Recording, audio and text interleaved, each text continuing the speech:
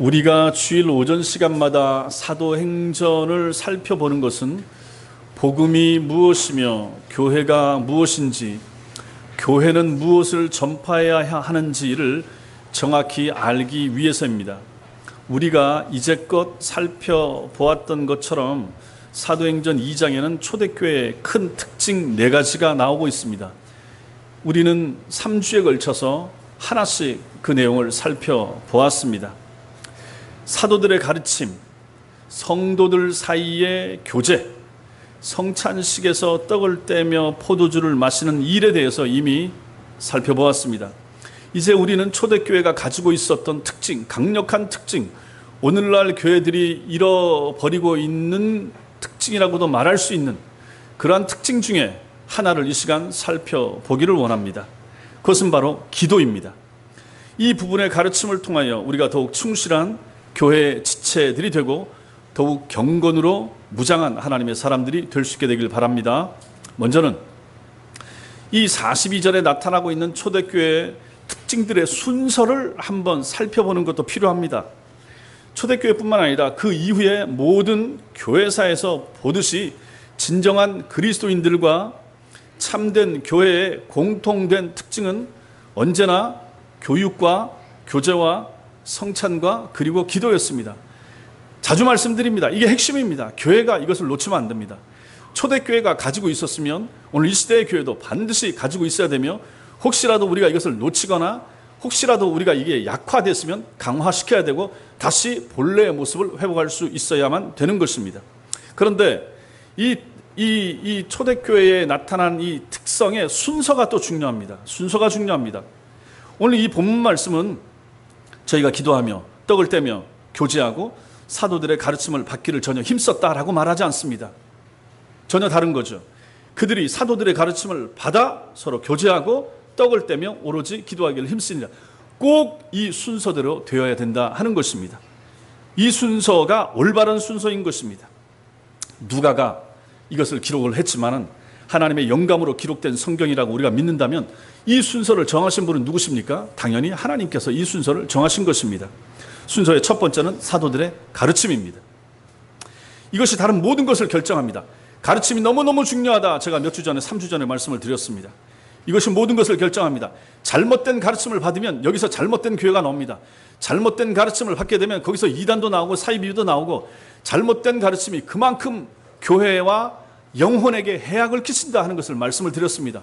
그러므로 교회가 바른 것을 가르치는 것이 얼마나 중요한가, 교회의 가르침의 방향이 얼마나 중요한가, 그 교회가 어떤 색깔을 가지고 있는가 하는 것이 가장 중요하다 하는 것을 말씀을 드렸습니다. 그래서 그 뒤에 나오는 교제가 나오는데, 교제의 성격은 가르침에 의해서 결정이 됩니다. 같은 가르침을 받아들이는 사람들 안에서만 참된 교제가 가능하다라고 전 시간에 말씀을 드렸습니다. 그리고 또한 가르침은 뗀 떡과 부은 포도주의 의미를 설명을 해줍니다. 성찬이 여기서 결정이 되는 것입니다. 가르침이 없다 그러면 이것은 아무 의미도 없게 되는 것입니다. 성찬의 의미를 모르는 아이들과 성인들에게도 떡과 포도주를 주는 교회들이 여기저기 생겨나고 있는 것을 주위에서 보게 됩니다. 성찬식에 세례도 받지 않은 사람을 참여시킵니다. 무슨 생각을 가지고 그렇게 하는지 모르겠는데 아무튼 그런 교회들이 생기고 있다 하는 것입니다. 이것은 성찬을 안 하는 것보다 못한 것입니다. 우리는 사도들의 가르침에서 시작해야만 합니다. 기도의 문제도 마찬가지입니다. 어떤 사람들이 이렇게 말합니다. 교회사의 가장 큰 비극은 교회 분열이다. 교회가 갈라진 것이다. 우리는 하나가 되어야 된다. 그러기 위해서는 교리에서부터 시작하지 말아야 된다. 우리는 교리에서는 하나가 될 수 없지만 기도에서는 하나가 될 수가 있다. 모여서 기도하자. 나라와 민족을 위해서 기도하자. 초교파로 모여서 교회의 힘을 하나로 모아 우리가 당면한 문제를 위해서 기도회를 가지자라고 말입니다. 그리고 많은 교회들이 실제로 기도회로 모입니다. 그래서 성탄절이나 부활절 같은 때 연합으로 모여서 집회를 하기도 합니다. 2년 전인가 3년 전에도 저도 여기 인천에서 할 때 한번 갔었습니다. 초교파가 다 모입니다. 그때는 저도 뭐 깊은 생각을 안 하고 그냥 한번 가보자라고 하는 마음을 가지고 간 적이 있습니다. 우리 아이한테 그 장학금을 준다고 해가지고 그게 어떻게 연결이 돼서 한번 참여했던 적이 있습니다. 거기에 무슨 교리나 가르침이나 이런 건 전혀 문제가 되지 않았습니다.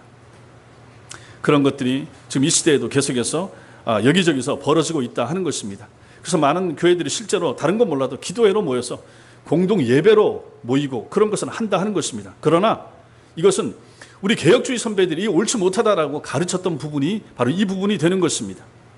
가르침이 다르면, 교리가 다르면 그 이후에 교제, 성찬, 기도 불가능하다라고 가르치고 있습니다. 영국의 로이드 존스 목사님도 성경에 게시된 이런 하나님의 순서를 바꾼다면 교회와 성도가 복을 받지 못한다라고 분명하게 말을 했습니다. 어떤 목사가 이렇게 말을 했기 때문에 이것이 중요한 것이 아니라 성경에서 순서를 이렇게 정했으면 이대로 따라가야 된다 하는 것입니다. 그래서 저도 이 말씀을 준비하면서 이게 얼마나 중요한지, 가르침이 반드시 먼저 와야 되고 그 다음에 교제가 있고 그 다음에 성찬이 오며 그 다음에 기도가 따른다 하는 것을 저도 확인하게 된 것입니다. 초대교회 그리스도인들이 함께 기도할 수 있었던 것은 그들이 가르침에서 하나였기 때문에 이것이 가능했다 하는 것입니다. 둘째로, 신앙 고백을 시험하는 척도로서 우리가 이것을 살펴볼 수가 있습니다. 기도는 앞에서 본 교회의 다른 세 가지 특징들과 함께 그리스도인이라고 하는 우리의 고백을 시험하는 기준, 척도가 될 수가 있습니다. 시금석이 될 수 있습니다. 여러분과 저는 이전의 설교에서 참 성도와 가짜 성도를 구별하는 기준으로서 가르침이나 교제나 성찬에 대한 것을 살펴보았습니다. 참 성도들은 교회의 바른 가르침을 받기를 즐겨합니다. 분명히 말씀드렸죠. 교회에서 배우는 거 좋아합니다. 교회에서 바르게 교리를 배우고 정당한 가르침을 배우는 것을 좋아합니다. 즐겁게 배우려고 하고 기록하고 쓰면서 열심히 배우려고 합니다. 그 사람들은 참된 성도들입니다. 참 성도들은 교회에서 배우는 것을 이렇게 좋아합니다. 바른 가르침에 감격해하고 배운 대로 살고자 합니다. 아하, 이 말씀이 이런 뜻이었구나. 아하, 내가 예전에 잘못 신앙생활을 해왔구나. 아, 이것이 이렇지 않구나 라고 하면서 깨달으면서 감격하고 감사하면서 배우기를 좋아한다라고 하는 것입니다. 이게 참 성도들의 성향이 이렇게 된다 하는 것입니다. 참 성도들은 또한 세상으로부터 분리가 되어서 참 성도들하고만 교제하고 싶어 합니다. 교회에 속해 있는 믿음의 형제 자매들과 함께 만나고 함께 사귀고 함께 교제하는 것을 좋아합니다. 그 교회 교인들과 함께 갖는 모임에 즐겁게 기쁘게 참여한다 하는 것입니다. 또한 참 성도들은 성찬을 기다립니다. 성찬에 즐겁게 참여합니다. 그 의미를 새기면서 감사하고 감격해하면서 주의 살과 피에 참여합니다. 요즘은 그런 사람들 잘 못 봅니다. 예전에는 제 학생 때만 하고 그 이후에도 성찬에 참여한다 그러면 성찬에 참여하면서 감격해하고 감사하고 눈물도 흘리고 꼭 눈물을 흘려야 그 은혜가 표출된다라고 말하기는 어렵지만 그만큼 성찬의 의미를 새기면서 떡과 포도주에 참여하는 성도들이 많았었는데 요즘은 그렇지가 못하다 하는 생각이 드는 것입니다. 그냥 맹숭맹숭한 채 성찬에 참여하는 경우들이 얼마나 많은가 하는 것입니다. 그러나 본질적으로 참 성도들은 성찬을 기대하고 기다립니다. 너무너무 좋아합니다. 지난 주일 오후에 배웠던 것처럼 성찬은 눈에 보이는 말씀입니다. 눈에 보이는, 입으로 느껴지는 말씀, 감각적으로 느껴지는 말씀, 이것이 바로 포도주와 떡이 되는 것입니다. 그래서 이것은 필요하고 중요합니다. 그 의미를 새기면서 감사하고 감격해하면서 주의 살과 피에 참여하는 사람, 이 사람이 바로 참된 성도고, 반대로 성찬에 대한 의미를 새기지 못하고 성찬에 참여 안 하려고 한다든지 성찬을 가볍게 여긴다든지 깊이 의미를 두지 않으면 그 사람이 참된 성도라고 볼 수가 있겠습니까? 어렵다 하는 것입니다. 이처럼 초대교회에 나타난 특징들을 대하는 태도가 그 사람의 신앙 고백을 재는 척도가 될 수가 있는 것입니다. 자, 그런 점에서 기도도 마찬가지입니다. 참 성도들의 기도에 대한 자세는 거짓 성도들의 그것과는 확연하게 차이가 나는 것입니다. 믿는다고 말하고 성도라고 말하지만 그보다 더 그를 잘 보여주는 것은 그가 기도하는 사람인가 하는 것입니다. 정말로 열심히 뜨겁게 기도하려고 하는 사람, 그 사람이 진짜 성도일 가능성이 굉장히 많다는 것입니다. 그가 기도하면서 하나님을 의지하는가를 살펴보는 것이 필요합니다. 기도는 개인과 교회에 대한, 그래서 시금석이 되는 것입니다. 교회는 성장할 수 있습니다. 교회는 조직면에서 성공적일 수 있고 크게 성장하는 듯이 교회가 보일 수가 있습니다. 그러나 그 교회가 진짜 교회인지 진정한 교회인지 아닌지 알고자 한다면 기도가 그 교회에서 어느 정도의 위치를, 어느 정도의 자리를 차지하는지를 살펴보면 되는 것입니다. 기도를 중시하고 기도하기 위해서 애를 쓰고 바른 기도를 가르치면 그 교회 좋은 교회입니다. 그 교회 아무리 작아도 그 교회는 훌륭한 교회인 것입니다. 기도는 진정한 가르침에 뒤따르는 피할 수 없는 결과가 되는 것입니다. 바른 것을 잘 배운 성도와 교회는 반드시 기도하고자 하는 것입니다. 참된 성도 기도하고자 합니다. 기도에 열심을 내려고 합니다. 연약하지만 기도하려고 애를 쓰는 그런 모습들이 그 사람에게서 보인다 하는 것입니다. 참된 성도에게서 말입니다. 초대교회 성도들은 이렇게 사도들의 가르침을 받으면서 시작했고 그 가르침이 기도로까지 이어지는 것을 오늘 말씀이 우리에게 보여주고 있습니다. 사랑하는 성도 여러분, 여러분들은 얼마나 기도하십니까? 여러분의 삶에 기도의 증거가 있으십니까? 말씀을 잘 배우고 나서 그것을 기도로 연결하고 계십니까? 말씀이 내 삶에 잘 뿌리 내리기를 위해서 기도하고 계십니까? 말씀이 떨어진 자리에 기도의 물을 주어야 성령의 열매가 맺히는 이 비밀을 결코 잊으시면 안 된다 하는 것입니다. 기도를 말하기는 쉽지만 기도를 실행하는 것은 결코 쉽지 않습니다. 여러분과 저 우리들의 경건의 삶에 있어서 가장 어려운 부분을 생각해 보면 저는 기도라고 생각이 듭니다. 찬양하는 것도 쉽습니다. 어떻게 보면 전도하는 것도 그렇게 어렵지 않습니다. 봉사하는 거, 교회에서 봉사하는 거 이것도 크게 어렵지 않습니다. 심지어 목사가 앞에서 설교하는 거 목사는 힘들게 준비하고 한다고 하지만 그래도 설교도 쉬울 수 있습니다. 가장 어려운 거 기도하는 것입니다. 기도는 결코 쉽지 않습니다. 개인 기도 쉽지 않습니다. 공적으로 모여서 주여 하고 기도하는 거 쉬울 수 있지만 개인적으로 기도하는 거 쉽지 않습니다. 더 어려운 것은 골방에서 기도하는 것입니다. 혼자 여러분들이 시간을 내서 하나님 앞에 기도하는 거 결코 쉽지 않습니다. 그러므로 우리는 기도할 수 있는 믿음과 힘을 달라고 성령님께 기도하는 것이 필요합니다. 하나님, 나로 하여금 기도하게 해주세요. 말씀 들은 것을 가지고 내 삶에 녹여서 기도할 수 있도록 주님 도와주옵소서. 기도로 그 말씀을 내 것으로 만들 수 있는 힘을 주님 내게 허락해 주옵소서 하는 그런 기도가 우리에게 필요하다 하는 것입니다. 그리고 기도에 자신을 드리고자 하는 성도가 되셔야 된다 하는 것입니다. 기도하는 자리에 나오셔야 됩니다. 세 번째로, 그럼 기도가 무엇인가? 기도의 정의를 좀 배워볼 필요가 있습니다. 기도가 무엇인가를 알기 위해서는 먼저 무엇이 기도가 아닌지를 살피는 것도 필요합니다. 무엇이 기도가 아닌지. 교회에 와서 머리를 숙이고 급하게 몇 마디 필요한 것을 말하는 거, 이거 기도하는 것 아닙니다. 많이 지치고 힘들었던 어느 날 근처에 교회에 들어가서 기도했더니 마음이 한결 가벼워졌다라고 말하는 거, 이것도 기도하는 것은 아닙니다. 혹은 주기도문을 수십 번 반복하고서는 기도를 했노라라고 하기도 하는데 그것도 기도한 것은 아닙니다.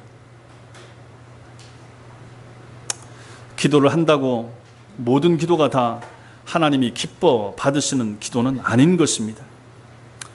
여러분들이 다 잘 아시는 것처럼 기도는 모든 종교에 다 있습니다. 기도 없는 종교는 이 땅에 아무 데도 없습니다.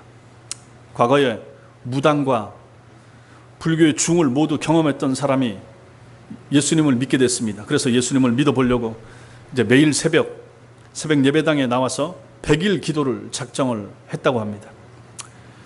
근데 이 사람이 처음에 와서는 기도할 줄 모르니까 주변 사람들이 어떻게 기도하는가, 주변에 새벽 기도하는 사람들이 어떻게 기도하는가 하는 것을 들어봤더니 이전에 그 내용이, 그 옆에 주위에서 기도하는 사람들의 내용이 이전에 자기가 몸담았던 종교들의 그 신도들이 드리던 기도하고 하등 차이가 없더라 하는 것입니다.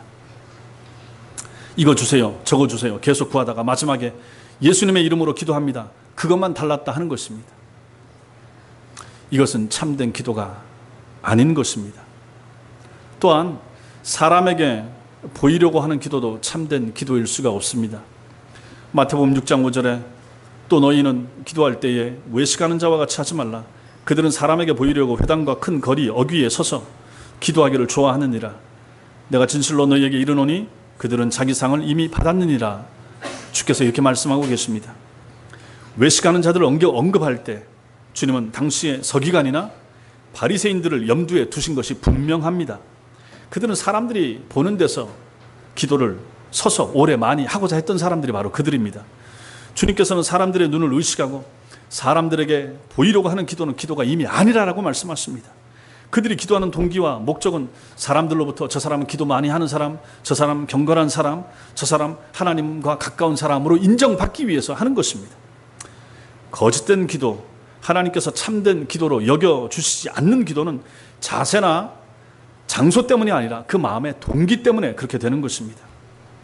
사람에게 보이려는 동기로 하는 기도는 이미 사람들의 인정과 칭찬을 받았을 것이기 때문에 그들을 위한 하나님의 상은 없는 것입니다. 주님께서는 이런 기도 말고 참된 기도를 하라라고 말씀하십니다. 마태복음 6장 6절에 골방에 들어가 문을 닫고 은밀한 중에 계신 아버지께 기도하라, 이렇게 말씀하십니다. 여러분, 골방은 닫히는 문이 있는 방이고 방해를 받지 않을 뿐만 아니라 아무도 나를 주시할 수 없는 장소가 되는 것입니다. 이 골방이 무엇보다도 중요한 것은 하나님과 비밀스럽게 만날 수 있는 자리이기 때문에 그런 것입니다.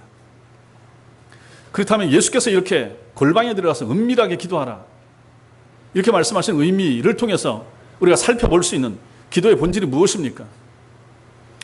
기도가 무엇입니까? 여러분도 매일 기도하시죠? 기도하려고 하시죠? 기도가 무엇입니까? 기도의 본질은 하나님과 대면하여 만나는 것이고 하나님과 교제하는 것이며 하나님과 사귀는 것입니다. 교제, 사귐, 하나님과의 만남, 이것이 바로 기도라 하는 것입니다. 종교개혁자 마틴 루터도 잘못된 기도의 태도를 지적하면서 아주 실제적인 권면을 해주면서 뭐라고 말을 했냐면, 간단하게, 자주, 그리고 강렬하게 기도하라, 이렇게 가르친 적이 있습니다. 초대교회 교부들도 이렇게 기도를 가르쳤다고 합니다. 이게 무슨 뜻입니까? 예를 들면 책을 읽다가도 마음에 도전이 되거나 그런 거 있으시면 주여 하면서 짧게라도 기도할 수가 있다 하는 것입니다. TV를 보다가 뉴스를 보면서 안 좋은 것이나 그런 거 있을 때 주여 도와주세요, 아이고 안 됐다 하는 그런 마음을 가지고 주님 이름 부르는 그런 것들이 다 기도로 연결이 된다 하는 것입니다. 어떤 일을 하다가도 주님의 이름을 부르거나 혹은 한두 마디로 충분히 기도할 수 있다라고 하는 것입니다. 꼭 기도를 교회당에 와서 앉아서 길게 오래 해야만 그것이 기도는 아닌 것이라 하는 것이죠. 짧은 순간순간 우리 눈에 보여지는 것, 우리 귀에 들려지는 것, 그런 것들이 전부 다 우리 마음속에 하나님을 부를 때 기도로 연결이 된다 하는 것입니다. 기도를 이렇게 간단하게 하면 더 자주 기도할 수 있게 됩니다. 자주 하되 강렬하게 기도하라 하는 것입니다. 하나님을 의식하면서 간단하지만 강렬하게 기도하라, 이렇게 말씀하고 있습니다. 이런 태도는 사실 성경의 여러 곳에서 발견될 뿐만 아니라 기도를 처음에 배우고 시작할 때도 매우 유익합니다. 왜냐하면 기도를 오래 해야만 한다, 그렇게 기도를 만약 배우면 기도 생활에 엄두도 내지 못한 채 시작조차 못할 수도 있기 때문에 그런 것입니다. 꼭 기도가 어렵고 무슨 격식이 있고 그 용어 자체가 교회 용어를 써야 되고 그렇게 생각하면 처음 기도하려고 하는 사람, 처음 예수 믿고 신앙생활을 하고 기도를 배우려고 하는 사람한테는 굉장히 어렵고 버겁고, 꼭 앞에서 목사처럼 장로나 권사처럼 꼭 그렇게 그런 용어를 써서 기도해야만 그것이 기도인 것처럼 생각되기 때문에 그렇게 기도를 가르칠 필요가 없다 하는 것입니다. 그렇지 않아도 되는 것입니다. 여러분들 중에 예전에 저도 마찬가지로 어떤 책을 봤더니 나는 하루에 6시간을 기도하네, 어떤 사람은 하루에 12시간 기도한다, 그렇게 얘기하는 그러한 사람의 책 제목을 본 적도 있습니다. 이런 식의 책이나 간증들을 접하신 분들도 계시겠지만 그것은 교회사 속에 기도의 사람들이 거의 강조하지 않았던 것이며 기도의 본질과는 무관한 모습들이 되는 것입니다. 많이 그리고 오래 기도하는 것이 마치 기도의 왕도인 것처럼 말하는 것은 합당하지 못합니다. 옳지 못합니다. 물론 우리가 하나님과의 깊은 만남 속에서 오래 기도할 수 있고 또 그렇게 기도하는 것이 필요합니다. 다만 오래 기도하는 것을 유독 많이 강조하는 것들은 우리 기도를 돕기보다는 우리를 낙심하게 하거나 아니면 우리를 주눅들게 하기 때문에 굳이 긴 기도를 굳이 강조하거나 그렇게 말할 필요 없습니다. 하나님은 말을 많이 해야 들으시는 하나님이 아니실 뿐더러 오래 기도해야 꼭 그 기도를 들으시는 하나님이 아니시기 때문에 그런 것입니다. 그러므로 여러분과 제가 하나님에 대해서 오해하지 말아야 됩니다. 하나님에 대해서 본질적으로 정확하게 바르게 잘 이해하고 그 앞에 서는 것이 그래서 필요하다 하는 것입니다. 물론 이것은 금식 기도나 철야 기도와 같은 극한 기도의 방식에도 충분히 적용할 수 있습니다. 보통 하는 기도는 효력이 약하고 금식 기도나 철야 기도만이 효력이 있다라고 말하는 것은 매우 위험하고 성경적이지 않은 그런 발상이 되는 것입니다. 누가 그렇게 말했습니까? 누가 그렇게 가르쳤습니까? 누가 그렇게 기도해야만 우리 주님께서 늘 들으신다라고 그렇게 가르쳤습니까? 옳지 않은 것입니다. 기도는 우리가 하나님 앞에 서는 것입니다. 여러분과 제가 하나님 앞에 서는 것입니다. 하나님 앞에 서는 것은 언제든지 할 수 있습니다. 전철 안에서 손잡이를 잡고 서서도 주님 앞에 눈을 뜨고도 기도할 수 있으며 눈을 감고도 기도할 수 있습니다. 짧은 시간 묵상으로 기도할 수 있고 아니면 긴 시간 주님 앞에 시간을 정해놓고 기도할 수 있습니다. 하나님을 대면하는 시간이 바로 기도하는 것입니다. 하나님의 면전에 서는 것입니다. 그분만을 의식하는 것입니다. 그 주변에 다른 그 무엇도 그 누구도 의식하지 않고 주님을 의식하면서 그분 앞에 내 필요를 간구하는 것, 이것이 바로 기도하는 시간이라 하는 것입니다. 하나님의 임재 앞으로 나가는 것입니다. 하나님 앞에 나가서 무릎 꿇고 앉는 것, 그것이 바로 기도하는 것이고 주님과 대화하고 싶어하는 것, 그래서 주님과 대화하는 것, 하나님과 사귀는 것, 길게 사귈 수도 있지만 짧게 사귈 수도 있습니다.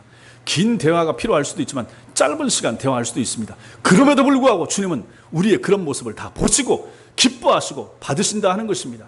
짧게 기도해도 주님은 충분히 들으십니다. 기도는 우리가 하나님 앞에 서는 것입니다. 그리고 그분께 우리의 마음에 있는 것을 자연스럽게 말하는 것, 말하는 시간, 그것이 바로 기도하는 시간이 되는 것입니다. 이렇게 하나님 앞에 기도할 수 있는 그러한 성도들 되시기 바랍니다. 네 번째로는 기도의 순서를 좀 살펴볼 필요가 있습니다. 우리는 기도할 때 곧장 우리 문제나 우리가 원하는 것이나 필요한 것을 말하는 것부터 시작하지 말아야 됩니다. 여러분, 그래서 잘 들으셔야 됩니다. 기도의 순서가 꼭 있어야 됩니다. 그냥 앉자마자, 여러분들은 기도를 어떻게 하십니까? 앉자마자 내 필요한 것부터 말하는 것, 그것은 합당한 기도의 태도가 아니라 하는 것입니다. 굳이 말씀드리면 한 4가지 정도의 기도의 순서가 있을 수 있습니다. 첫째로는 경배로 시작하는 것입니다. 하나님의 이름을, 하나님의 영광을 드러내면서 그분께 영광을 돌리면서 기도를 시작하는 것입니다. 주기도문이 이것을 우리에게 잘 보여줍니다. 하늘에 계신 우리 아버지요, 이름이 거룩히 여김을 받으시며 나라의 임하옵시며 라고 하면서 하나님이 하신 일, 하나님이 어떤 분이신가를 드러내면서 기도를 시작하게 되는 것, 이것이 바로 처음에 기도하는 모습이 되는 거죠. 경배로서 기도를 시작하는 것입니다. 경배, 하나님께 영광을 돌리면서 하나님의 이름을 높이면서 기도를 이렇게 시작한다 하는 것입니다. 하나님의 이름과 그분의 하신 일을 높이고 드러내면서 찬양으로 기도를 시작하는 것. 사도행전 4장 24절에 보면 초대교회 교인들을 거기 한번 보십시오. 기도를 시작하면서 어떻게 했는가? 대주제여, 천지와 바다와 그 가운데 만물을 지은 이시오라고 하나님을 천지의 창조주로서 고백하면서 기도를 하는 것입니다. 그래서 생각을 해보면 이 부분에 여러분의 신앙 고백이 충분히 녹아서 들어갈 수가 있는 거예요. 하나님을 창조주로 고백할 수 있고, 영생하시는 하나님, 제가 고백하듯이 하나님은 영원히 살아계시니까 그 영생하시는 하나님의 이름을 부르면서 오늘 또 천지와 만물을 주관하시는 하나님 앞에 영광을 돌려드립니다 라고 하면서 기도를 시작할 수 있습니다. 이것이 무슨 미사역으로 하기 위해서 하는 것이 아니라 정말로 우리 마음에 있는 것을 고백하면서 하나님이 이런 분이시기 때문에 이 하나님 앞에 그 하나님을 드러내면서 그 하나님을 내가 인정하면서 그 하나님을 고백하면서 기도하는 자세, 이것이 굉장히 필요하고 중요한 기도의 처음 자세가 된다 하는 것입니다. 경배로서 기도를 시작하라 하는 것입니다. 다음으로는 감사를 드려야 됩니다. 감사. 생명을 주신 하나님께 건강과 또 양식과 의복과 이 땅에서의 모든 복을 허락하신 하나님께 감사하면서 기도하는 거 필요합니다. 6월달 지켜주신 하나님 감사합니다. 하나님의 은혜가 있었습니다. 저와 우리 가족에 복 주신 거 감사합니다. 생각해 보시면 감사할 거 있죠. 오늘 아침에 와서 생각해 보면 어제 있었던 것도 감사할 수 있고 지난 주간에 있었던 것도 충분히 감사할 수 있습니다. 그러므로 여러분들이 교회 오셔서 아니면 여러분들이 개인 기도를 하실 때도 기도를 시작할 때 하나님의 성호를 높여드리는 경배의 말을, 그러한 신앙 고백을 담아서 몇 마디 하시고 그 다음에 하나님 감사합니다. 내게 믿음 주시고, 기도할 마음 주시고, 기도할 시간 주시고, 기도할 장소 주시고, 이거부터 충분히 기도할 수가 있다 하는 것입니다. 그 다음은 회개가 필요합니다. 우리는 연약하기 때문에 거룩하신 하나님 앞에 서면 늘 우리의 부족함, 우리의 모자람이 드러나고 보이지 않습니까? 그 깨끗하고 정결하신 하나님 앞에 우리 영혼을 전신 거울처럼 비춰보면 우리는 추합니다. 더럽습니다. 말이 부족하고 행실이 모자라고 생각도, 지나가는 생각의 한 조각도 얼마나 추하고 더러운지 여러분 자신이 가장 잘 아실 것입니다. 그러한 부분을 주님 앞에 내려놓고 회개하는 것이 필요합니다. 회개하셔야 됩니다. 마지막으로 우리의 필요를 구하는 것입니다. 하나님, 내게 이것이 필요합니다. 나와 우리 가족들에게, 우리 가정에, 우리 직장에, 내 삶에 이것이 필요합니다 라고 구하는 것이 필요합니다. 또한 그런 기도 가운데서도 제가 생각하기로는 육신적인 것보다 먼저 영적인 것을 구하는 것이 또 먼저 필요합니다. 내 개인을 위해서 기도할 때, 주여 내게 믿음이 부족합니다. 우리 가족들에게, 우리 남편에게, 우리 아이들에게, 주여 큰 믿음이 필요합니다. 영적으로 건강하게 하옵소서. 큰 믿음 주옵소서. 기도하는 우리 아이들 되게 해주세요. 스스로 성경을 읽게 해주세요. 자발적으로 자기가 시간 정해놓고 기도할 수 있는 우리 아들, 딸들이 되게 해주세요. 그 아이들이 잘 되고, 그 아이들이 학교 잘 가고, 그 아이들이 취직 잘하고, 그 아이들이 좋은 배우자 만나고, 그건 나중입니다. 영혼이 먼저 잘 돼야죠. 영혼이 먼저 바르게 서야죠. 믿음 생활 먼저 잘 해야죠. 주의를 잘 지킬 수 있어야죠. 예배를 소중하게 여길 수 있어야죠. 하나님과 말씀의 가치를 두는 아이가 돼야죠. 세상의 가치관이 아닌 성경의 가치관을 가지고 이 머릿속에 집어넣은 아이가 먼저 되는 것이 필요한 거 아니겠습니까? 그렇게 되기 위해서 엄마가, 아빠가 그 아이를 위해서 기도하는 것이 먼저 아니겠습니까? 그게 먼저입니다. 아이가 건강하고 잘 되고 좋은 학교 가는 것이 먼저 아닌 거예요. 그러다가 그 기도를 먼저 하다가 망한 이 시대의 교회와 이 시대의 부모님들이 얼마나 많습니까? 아닌 거예요. 순서가 잘못됐어요. 영혼이 먼저 잘 돼야 돼요. 그 다음에 육신입니다. 이 순서에 따라서, 이 필요에 따라서 간구하는 것이 그 다음입니다. 이러한 기본적인 순서에 따라서 기도하되 필요한 것이 믿음과 확신을 가지고 하나님 앞에서 기도하는 것입니다. 히브리서 10장 19절과 22절은 이렇게 말합니다. 그러므로 형제들아, 우리가 예수의 피를 힘입어 성소에 들어갈 담력을 얻었나니, 담력 가지고 하나님 앞에 나와서 기도하게 됩니다. 참 마음과 온전한 믿음으로 하나님께 나아가자 그랬습니다. 하나님 앞에 나올 때, 예배당에 올 때, 기도할 때 참 마음과 온전한 믿음으로 하나님 앞에 나아가는 것이 필요하다 하는 것입니다. 하나님이 계실까? 하나님이 내 기도 정말 들으실까? 내가 기도하면 정말 응답이 될까? 하는 이런 의심 품지 말고 기도하라 하는 것입니다. 우리는 예수의 피를 힘입어 성소에 들어갈 담력을 얻었으며, 따라서 온전한 믿음으로 그분께 나아갈 수 있어야 되는 것입니다. 초대교회 모든 회심한 성도들은 다 이러한 자세를 가지고 기도했고 응답받았으며 하나님의 능력을 삶 속에서 체험하면서 살 수가 있었다 하는 것입니다. 우리도 이럴 수가 있습니다. 우리도 이렇게 기도하면 충분히 이런 삶을 살 수가 있습니다. 그런 은혜가 여러분과 저에게 있게 되길 바랍니다. 마지막으로 기도의 필요성을 볼 필요가 있습니다. 기도의 필요성. 초대교회 성도들은 왜 기도했는가? 그들이 사도들의 가르침을 받고 서로 교제하며 성찬에 참여한 것으로만 그치지 않고 모여서 기도하려고 했다. 여러분, 이런 것도 그냥 넘어가지 마시고, 왜 꼭 순서가 이래야 되는가? 왜 기도해야만 하는가? 아니, 모든 것 하나님 다 아신다고 하는데 굳이 기도하기 전에 그냥 채워주시면 안 돼? 이런 생각 안 해보셨습니까? 그들은 왜 모여서 기도하고자 했는가? 또 하나님께서 왜 꼭 그렇게 기도해야만 하나님께서 주시는가? 왜 그들은 모여서 기도하려고 했습니까? 그것은 그들이 기도의 필요성을 깨달았기 때문에 그런 것입니다. 그들이 기도의 필요성을 깨달았습니다. 그들은 베드로의 설교를 듣고 나서 마음이 겸손해졌습니다. 자신들의 무지를 깨달았어요. 우리가 잘못 알았다. 우리가 이 유대인들이 잘못 알고 있었다. 구약 성경을 잘못 알고 있었다. 예수가 메시아로 왔는데 우리가 예수를 죽이라고 했구나. 우리가 정말로 나쁜 놈들이, 우리가 정말로 아는 것이 없었구나. 우리가 정말로 무지했구나. 이걸 깨달은 것입니다.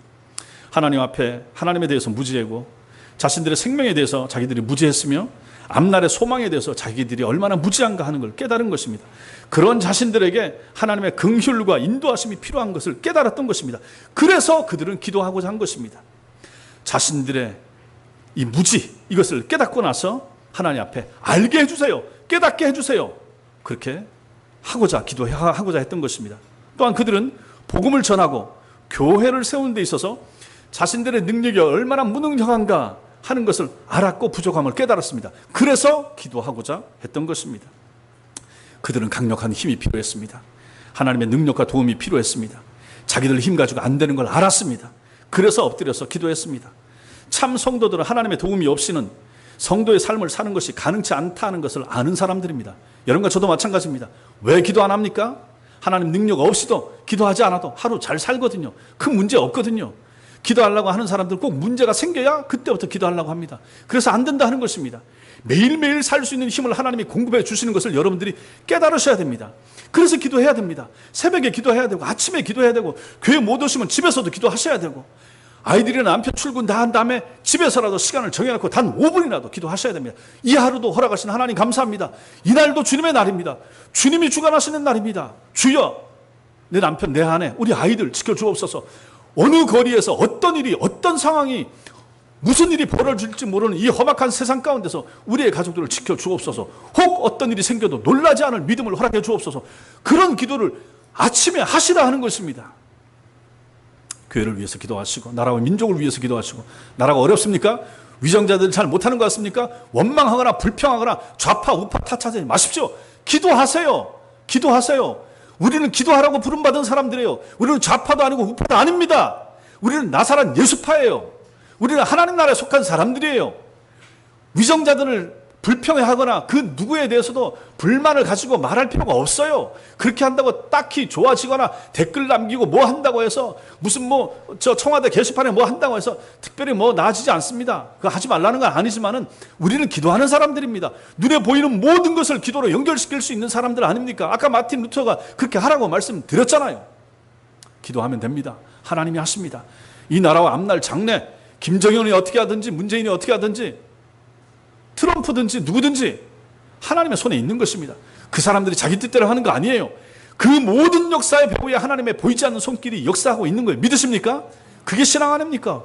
그걸 믿는 사람들이 기도하는 거죠. 기도해야죠. 나라가 잘 돼도 기도하는 것이고 안 되고 어려울 때도 더 나와서 기도해야 되는 거죠.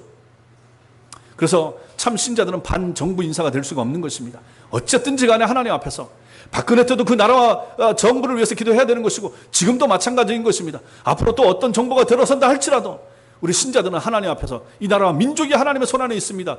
위정자들을 통치하시는 분이 실제로는 하나님이십니다 라고 고백하면서 기도하는 것이 필요하다 하는 것입니다.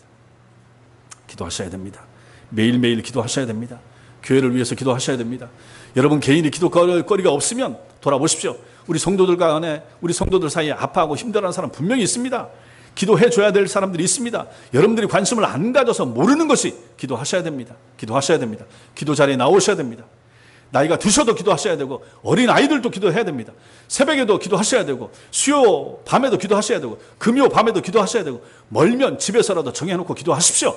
그것이 바로 참 믿음이 있는 사람이 하는 방식입니다. 직장 가서도 기도하시고 학생들은 학교 가서 책 펴놓고 기도하시라 하는 것입니다. 직장 가셔서 그 자리에 자신의 자리에 앉아서 기도하십시오. 이 자리에 하나님이 보내주신 거 감사합니다. 나로 말미암아 내 직장이 복을 받게 하옵소서.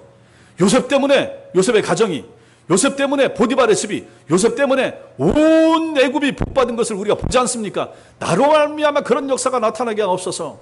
내가 무슨 일이든지 하기 전에 하나님의 도우심과 하나님의 역사가 이 하루에 나타나기를 원합니다. 좀 그런 믿음 있는 사람, 기도하는 사람, 여러분 때문에 여러분 가정이 살고 여러분 때문에 여러분 직장이 사는 것을 직장 동료들이 좀 깨닫도록 여러분이 그런 삶을 사셔야 되는 거 아니겠습니까? 기도하는 사람들에게 그것이 가능하다 하는 것입니다. 또 하나 우리가 기도해야 될 이유는 하나님을 조금이라도 아는 사람이라면 그분께 말하고 싶어하는 본성이 생기기 때문에 그런 것입니다. 제가 봤을 때는 이게 제일 중요합니다. 참 성도는 본성 자체가 바뀝니다. 회심한 사람은 본성이 바뀝니다. 회심한 사람은 말하고 싶어집니다. 여러분 유치원이나 학교 갔다 오면 저희 애들도 마찬가지였습니다. 어렸을 때 밖에 갔다 오면 조잘조잘 얘기하길 좋아합니다. 친구 만난 얘기, 선생님 얘기, 뭐든지 점심 먹은 얘기, 싸운 얘기 다 얘기합니다. 집에 와서 다 얘기합니다. 엄마 아빠한테 다 얘기하고 싶어합니다. 근데 얘기 안 하면 그 아이는 좀 비정상인 거죠. 건강하지 못한 아이가 되는 거죠.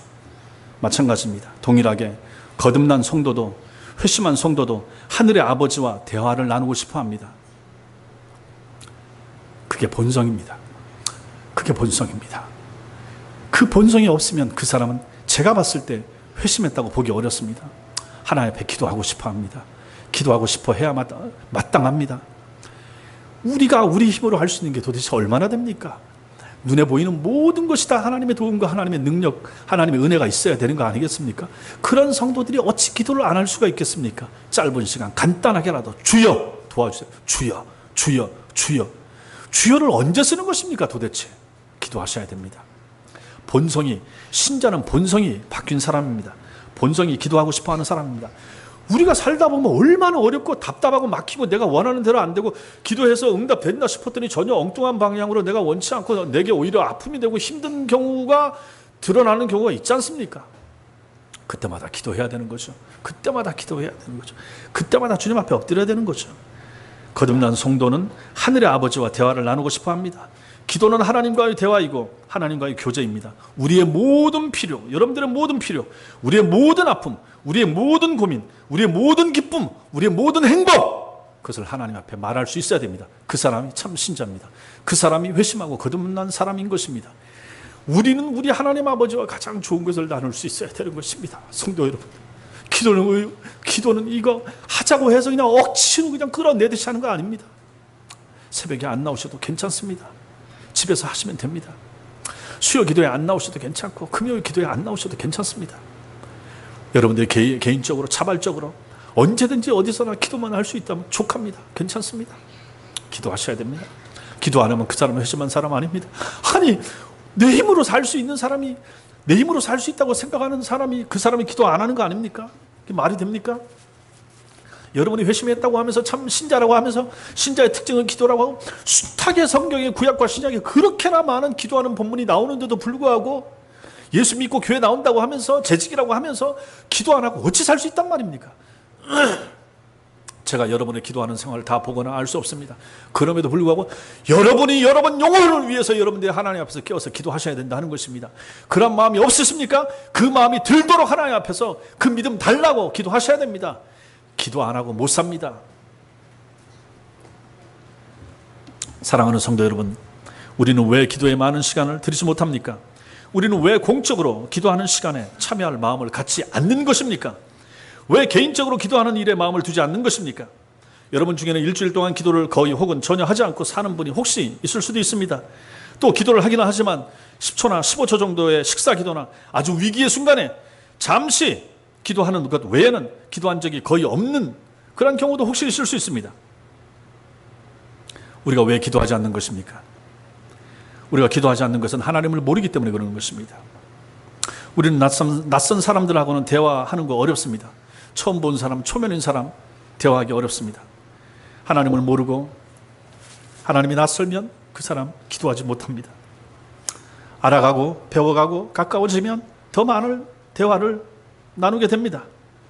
우리는 친한 사람하고는 깊은 대화를 나눕니다. 마음이 통하는 사람은 2시간, 3시간도 대화를 하고 통화를 합니다. 그러나 하나님을 모르면, 하나님을 잘 모르면, 하나님이 낯설면 우리는 기도하지 못합니다. 알아가고 배워가고 가까워지면 더 많은 대화를 나눌 수 있게 됩니다. 그러므로 여러분과 저에게 필요한 것은 하나님을 알아가고 배워가는 것입니다. 하나님은 여러분과 대화하고 싶어 하십니다. 하나님은 기도를 통해서 하나님 자신을 여러분들에게 보이고 싶어 하십니다. 하나님이 얼마나 여러분을 사랑하시고 하나님이 얼마나 좋으신 분이신지 기도를 통해서 자신을 보이고 싶어 하시지만은 여러분들이 기도하지 않기에 그러한 기회가 주어지지 않는 것입니다. 우리가 하나님을 알면 알수록 우리는 더 깊은 기도를 할 수 있게 됩니다. 그것을 하나님이 원하시고 그것이 우리에게 말할 수 없는 큰 유익이 되기 때문에 그런 것입니다. 우리가 하나님을 모르기 때문에 기도하지 않고 하나님을 사랑하지 않고 하나님을 필요로 하지 않기 때문에 또 기도하지 않는 것도 맞습니다. 하나님을 알아가셔야 되고 하나님을 사랑하셔야 합니다. 여러분들이 기도하지 않는 것은 하나님을 사랑하지 않는 증표가 되는 것입니다. 또 그것은 여러분들이 하나님의 도움을 필요로 하지 않는다 하는 것을 몸으로 나타내는 것이나 마찬가지입니다. 기도는 그 사람 신앙의 현주소입니다. 우리의 신앙은 우리의 봉사나 우리의 찬양, 우리의 헌금이나 예배로도 잘 드러날 수 있지만 여러분과 저 우리의 신앙을 가장 잘 보여주는 것은 우리의 기도 생활입니다. 그것도 골방에서 기도할 때입니다. 하나님의 눈만을 의식하면서 드리는 그 기도의 시간 말입니다. 초대교회 성도들은 이러한 기도에 자신의 마음과 정성을 바쳤습니다. 그래서 그들의 기도에는 항상 능력이 따라오고 응답이 나타났던 것입니다. 그래서 그들은 오로지 기도하는 일에 힘썼다, 이렇게 표현하고 있습니다. 오늘 이 말씀, 그들이 사도의 가르침을 받아 서로 교제하고 떡을 떼며 오로지 기도하기를 힘썼다. 제가 이거 첫 시간에 말씀드렸죠. 그들이 사도의 가르침을 받는 일에 오로지 힘썼다. 그들이 서로 교제하는 일에 오로지 힘썼다. 그들이 떡을 떼는 일에 오로지 힘썼다. 그들이 기도하기를 오로지 힘썼다. 전혀 힘썼다. 지속적으로 힘썼다 라는 것입니다. 열심을 냈다. 마음과 정성을 담았다라고 하는 것입니다. 그들은 가르침을 받는 일에 힘썼습니다. 그들은 성전과 가정에서 모여서 교제하는 일에도 힘썼습니다. 그들은 믿음의 형제 자매들과 함께 모여서 성찬에 참여하는 일에도 최선을 다했습니다. 그리고 그들은 모여서 기도하는 일에 힘썼습니다. 모여서 기도했습니다. 기도회를 자기들끼리 가졌습니다. 이것이 교회고 이것이 바로 참 성도입니다. 교회는 이런 일을 하는 곳이고 교인들은 이런 일에 자신을 들을 줄 아는 사람들입니다. 절대로 놓쳐서는 안 될 이 네 가지 가치, 우리 교회도 반드시 이것을 꼭 지켜나가야 될 것입니다. 바른 가르침을 받으셔야 되고, 성도들 사이에 깊은 교제가 있어야 되고, 성찬식이 합당하게 시행이 되어야 되며, 기도하는 일에 힘쓰는 교회, 이것이 바로 참되고 바른 교회라는 것입니다. 저와 여러분들이 이런 성도들이 되시길 바랍니다. 이 사람들만이 참된 성도들이기 때문이며, 이런 참된 성도들만이 훗날에 주님이 예비하신 하나님 나라에서 영원히 거주하는 천국 시민이 될 수 있기 때문에 그런 것입니다. 누가 천당에 들어가는가? 이 네 가지 일에 충실한 사람들만이 하나님 나라에 들어가서 다시 그 나라에서 만나게 될 것입니다. 이런 은혜가 여러분과 저 위에 충만하시기를 주님의 이름으로 축원합니다. 기도하겠습니다. 이 시간 기도하겠습니다.